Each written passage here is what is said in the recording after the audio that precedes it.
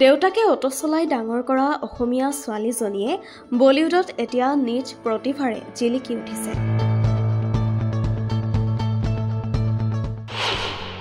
বলিউডৰ ৰণবীৰ কাপুৰৰ সৈতে ৰামায়ণ ছবিৰ লগতে কেইবাখনো জনপ্ৰিয় চিৰিয়েলত জিলিকি উঠিছে অসমৰ সুৰভি দাস।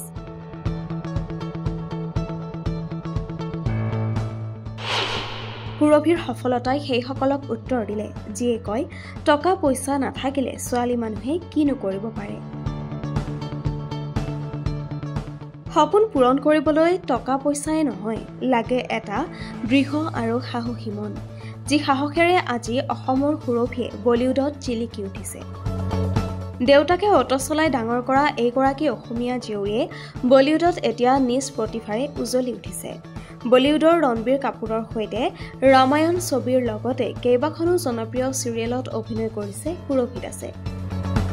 নিমা ডেঞ্জংপা নামৰ চিৰিয়েলখনত মুখ্য চৰিত্ৰত অভিনয় কৰি যাত্ৰা আৰম্ভ কৰা সুৰভি ৰামায়ণ ছবিত ৰণবীৰ কাপুৰৰ সৈতে কৰিছে অভিনয়।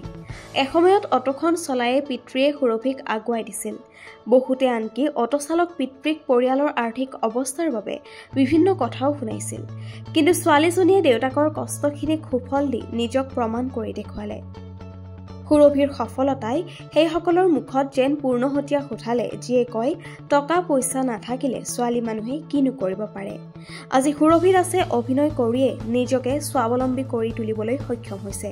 সঁচাকৈয়ে সুৰভি দাস উদাহৰণ সেইসকল ছোৱালীৰ বাবে যিয়ে সপোন দেখিবলৈ ভয় নকৰে। সুৰভি দাসলৈ আমাৰ তৰফৰ পৰাও থাকিল অলেখ অযুত শুভকামনা। সুৰভি দাস আগুৱাই যাওক নিজৰ সপোনটোৰ দিশে।